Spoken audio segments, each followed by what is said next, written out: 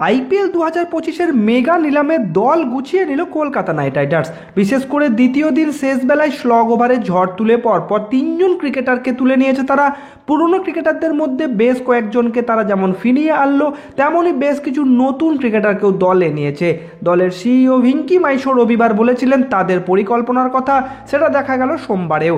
গতবারের আইপিএল জয়ী দলের মোট 11 জনকে রেখে এবারের দল তৈরি করেছে কেকেআর। সেই সঙ্গে পেয়ে গেছে মিচেল স্টার্ক এবং ফিল সল্টের পরিবর্তিত প্লেয়ারও। তো কেমন হবে কেকেআর এর প্রথম একাদশ, কে হতে পারেন অধিনায়ক, চলুন সবকিছু ডিটেলসে আলোচনা করে নিই। প্রথমেই আসি টপ অর্ডারের কথায়।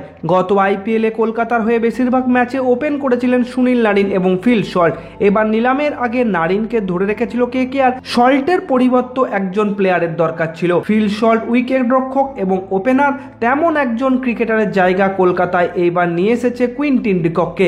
দক্ষিণ আফ্রিকার বাঁহাতি ব্যাটার আন্তর্জাতিক ক্রিকেট থেকে অবসর নিয়েছেন, কিন্তু উইকেট রক্ষক এবং ওপেনার হিসাবে কুইন্টিন ডিকক যথেষ্ট দক্ষ এবং তার বয়স 31 বছর।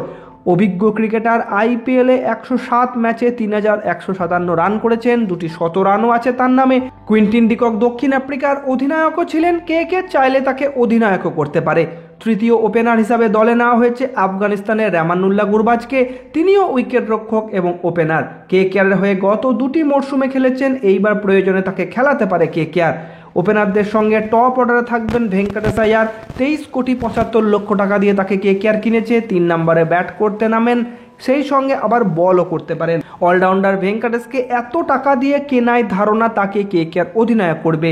তিনি নিজেও নেতৃত্বের দায়িত্বে আগ্রহী। কেকেআর এখনও অধিনায়ক হিসাবে কারোর নাম ঘোষণা করেনি। 1.5 কোটি টাকা দিয়ে আজিঙ্কা রাহানেকে কিনেছে। অভিজ্ঞ ব্যাটসম্যান, ওপেনের অথবা 3 নম্বরেও খেলতে পারেন, তবে প্রথম একাদশে তিনি থাকবেন কিনা এখন বলা কঠিন। এরপর আসি মিডিল অর্ডারের কথায়। নিলামের আগে শ্রেয়াস আয়ারকে ছেড়ে দিয়েছিল কলকাতা, ছেড়ে দিয়েছে নীতিশ রানাকেও। মিডিল অর্ডারে তাই ফাঁক তৈরি হয়েছে। সেই জায়গায় কেকেআর এবার অঙ্কিশ রাঘুবংশীর উপর ভরসা রেখেছে। গতবার তিনি দলে ছিলেন, খেলেছিলেন কিছু ম্যাচ। এইবার নিলামে তাকে 3 কোটি টাকা দিয়ে কিনেছে কেকেআর। সেই সঙ্গে রবম্যান পাওয়ালকেও কিনেছে তারা। ওয়েস্ট ইন্ডিজের এই ক্রিকেটার মিডিল অর্ডারে খেলেন, তবে তাকে খেলাতে গেলে মাথায় রাখতে হবে বিদেশি কোটার কথা।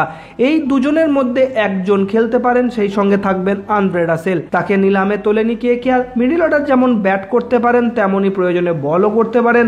অভিজ্ঞ অলরাউন্ডার কেকেআর এর বহু যুগের নায়ক। দলে রয়েছেন মনীষ পান্ডেও, অভিজ্ঞ ব্যাটসম্যান। সব ম্যাচে সুযোগ না পেলেও কিছু ম্যাচে ইম্প্যাক্ট প্লেয়ার হিসাবে সুযোগ পেতেই পারেন। ফিল্ডার হিসাবে তিনি যথেষ্ট দক্ষ। এরপর আসি ফিনিশারের কথাই। তো নিলামে নামার আগে একটা জায়গা নিশ্চিত করে ফেলেছে কেকেআর। রিঙ্কু সিং এবং রমনদীপকে ধরে রেখেছে তারা। দুই সিংহের দাপট দেখার অপেক্ষায় থাকবে কেকেআর এর সমর্থকেরা। রিঙ্কুকে 13 কোটি টাকা দিয়ে রেখেছিল কেকেআর, রমনদীপকে দিয়েছে 4 কোটি টাকা। টি20 ক্রিকেটে রিঙ্কু স্ট্রাইক রেট 150-এর কাছাকাছি, রমনদীপের 170। শেষ বেলায় দ্রুত রান তোলার জন্য কেকেআর এর ভরসা তারাই। আসি স্পিন বোলারদের কথায়। দুজন স্পিনারকে দলে রেখেছিল কেকেআর। নারায়ণ যেমন ওপেন করতে পারেন, তেমন তিনি দলের প্রধান স্পিনার। সেই সঙ্গে থাকবেন বরুণ চক্রবর্তীও। তাদের দুজনকেই 12 কোটি টাকা দিয়ে রেখেছে কেকেআর। নিলামের শেষ বেলায় মঈন আলীকে তারা কিনে নিয়েছে। ইংরেজ স্পিনার, ব্যাটও করতে পারেন, তাকে চাইলে 3 নম্বরেও নামাতে পারে। আবার স্পিনার হিসাবেও বেশ কার্যকরী হবেন তিনি। নারায়ণের পরিবর্তন হিসাবে খেলানোর জন্য আরও একজন বিদেশি স্পিনারের দরকার ছিল। শেষ বেলায় সেই কোটা পূরণ করে ফেললো তারা। সেই সঙ্গে নিলামে তারা কিনেছে মায়াঙ্ক মার্কান্ডেকে। 30 লক্ষ টাকা দিয়ে তারা কিনেছে।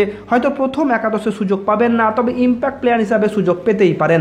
এবং তার সঙ্গেও দলে রয়েছে অনুকূল রয়, তাকে 40 লক্ষ টাকা দিয়ে কিনেছে কেকেআর। ফাস্ট বোলারের কথা বললে হর্ষিত রানাকে 4 কোটি টাকা দিয়ে রেখেছিল কেকেআর। সেই সঙ্গে গতবার দলে থাকা বৈভব আরোরাকে নিলামে কিনেছে। খরচ হয়েছে 1,80,00,000 টাকা। উমরান মালিককেও নিয়েছে কেকেআর। তার গতি নজর কেড়েছিল আইপিএলে। 3 ভারতীয় পেসারের সঙ্গে দলে রয়েছেন দক্ষিণ আফ্রিকার পেসার এনরিচ নর্জে এবং অস্ট্রেলিয়ার বাঁহাতি পেসার ফেনসন জনসন। গতবার মিচেল স্টার্ক দলে ছিলেন, তবে এইবার তাকে নেওয়ার চেষ্টাও করেনি কেকেআর। সেই জায়গায় স্পেন্সার জনসনকে কিনেছে মাত্র 2,80,00,000 টাকা দিয়ে। তো হয় এনরিচ নর্জে নতুবা স্পেন্সার জনসনের মধ্যে যে কোনো একজনকে প্রথম একাদশে দেখা যাবে। তো তাহলে দেখে নি কেকেআর এর সম্ভাব্য একাদশ কেমন হচ্ছে।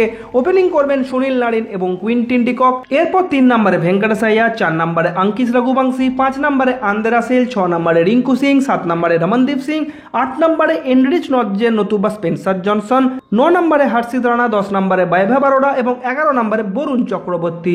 তো বন্ধুরা, এই প্লেইং 11 আপনাদের কেমন লাগলো, অথবা আপনার পছন্দের প্লেইং 11 কেমন হতে পারে নিচে কমেন্ট করে অবশ্যই জানাবেন।